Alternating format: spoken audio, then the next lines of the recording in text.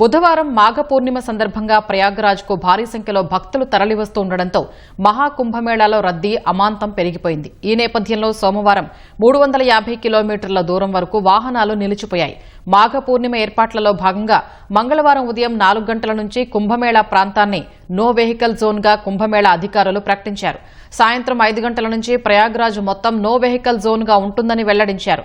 శని ఆదివారాల్లో తరలివచ్చిన లక్షల మంది కుంభమేళా యాత్రికులు ఏకంగా 24 గంటలకు పైగా రోడ్డుపై వాహనాల్లోనే ఉండిపోవాల్సి వచ్చింది. జబల్పూర్ ప్రయాగ్రాజ్ మార్గంలో సుమారు 350 కిలోమీటర్ల మేర వాహనాలు స్తంభించిపోయాయి. ఈ ఘటన ప్రపంచంలోనే అతి పొడవైన ట్రాఫిక్ జామ్గా రికార్డు సృష్టించింది. మరో 48 గంటల పాటు ఎవరూ ప్రయాగ్రాజ్కు వెళ్లొద్దని మధ్యప్రదేశ్ ముఖ్యమంత్రి ప్రకటించారంటే పరిస్థితి తీవ్రతను అర్థం చేసుకోవచ్చు.